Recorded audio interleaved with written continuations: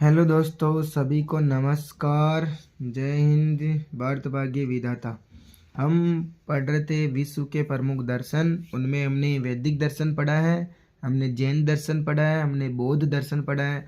आज आपके एक और चौथा दर्शन इस्लामिक दर्शन। ठीक है। इस्लाम धर्म के संस्थापक हजरत मोहम्मद थे। इनका जन्म 570 ईस्वी में हुआ। कब हुआ? 570 ईस्वी में मक्का में हुआ। इनके पिता का नाम अब्दुल्ला, माता का नाम आमीना था। पिता का देहांत मोहम्मद साहब के जन्म के पूर्व ही हो गया। माता का देहांत इनकी बाल्यावस्था में ही हो गया। इनका लालन पालन है इनके दादा द्वारा किया गया। ठीक है दोस्तों। हालिमा दाई ने किया इनका लालन पोषण। 25 वर्ष की आयु में एक विधवा स्त्री खदीजा से इन्होंने विवाह कर लिया। खदीजा की आयु उस समय 40 वर्ष की थी। वह हजरत मोहम्मद साहब की ईमानदारी से बड़ी प्रभावित थी, लेकिन विवाह के बाद हजरत मोहम्मद चिंतन में विलीन रहने लगे। ठीक है। इस्लाम के पूर्व अरब की जनता बूदेवादी थी। वे मूर्ति पूजा में भरोसा करती थी। इन्हीं परिस्थितियों में वहाँ इस्लाम का उदय हुआ। हजरत मोहम्मद ने हीरा नामक गुफा में ईश्वरीय ज्ञान की प्राप्त हुआ। ठीक है। मतलब ज्ञान की प्राप्ति हर धर्म में, चाहे कोई से भी आप दर्शन ले लो, एक ही है। वो है मतलब आंतरिक ज्ञान की प्राप्ति सब में सेम है। चाहे कोई से दर्शन ले लो, ज्ञान सेम है, बस उसको मानने वाले अलग अलग हैं, अलग अलग नाम दे दिए हैं। ठीक है दोस्तों। उन्हें अरबी जनता को संदेश दिया है कि अल्लाह ईश्वर के सिवाय कोई भी पूजनीय नहीं है। उन्होंने कहा कि मैं पैगंबर का दूत हूँ। उन्होंने काबा में रखे हुए 360 देवताओं की पूजा का विरोध किया है। इस कारण से मक्कावासी नाराज हो गए। उन्होंने ऐसा कहा तो जो मूर्ति पूजा के जो मानने वाले थे वो लोग इनके विरोधी हो गए, उनका विरोध करने लगे। और उसके कारण हजरत मोहम्मद है जो मक्का छोड़कर कहाँ जा पहुँचे? मदीना जाना पड़ा इनको। ठीक है। इस महत्वपूर्ण घटना इस्लाम में हिजरत कहलाती है। क्या कहलाती दोस्तों? हिजरत कहलाती है। ठीक है।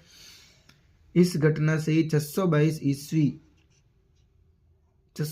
ईस्वी से इस्लाम का हिजरी संवत शुरू होता है। इस घटना से ही कौन सा संवत शुरू होता है? हिजरी संवत 622 ईस्वी से शुरू होता है। मदीना पहुंचने पर हजरत मोहम्मद साहब का सत्कार व स्वागत करने के लिए अंसार यानी मदद करने वाले कहलाए। यहीं से उन्होंने इस्लाम का प्रचार प्रसार शुरू किया। मक्का वासी भी धीरे धीरे उनके विचारों को मानने के लिए तैयार हो गए तथा समस्त अरब जगत में उनके विचारों का प्रचार प्रसार होने लगा। और 632 ईस्वी में उनकी मृत्यु के बाद उनके खलीफाओं ने विशाल साम्राज्य की नींव डाली। इनके बाद में जो इनके शिष्य थे हजरत अबू बकर सिद्दीक, हजरत उमर फारूक, इन सब ने है जो खलीफाओं ने मजहब का खूब प्रचार किया। ठीक है। इसके बाद ने इस्लाम का दार्शनिक चिंतन मुसलमानों के पवित्र ग्रंथ कुरान में संग्रहित है। ये दार्शनिक चिंतन कौन से ग्रंथ में? कुरान में संग्रहित है दोस्तों। ठीक है। तो मुसलमानों का पवित्र ग्रंथ कौन सा? कुरान।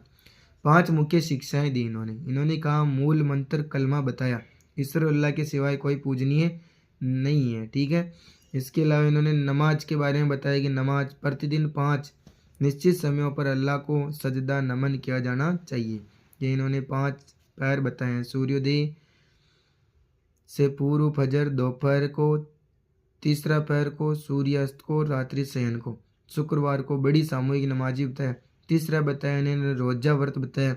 रमजान के पूरे महीने में प्रतिदिन सूर्योदय से सूर्यास्त खाना नहीं खाना बताया। चौथा बताया इन्हें जकोत दान देना।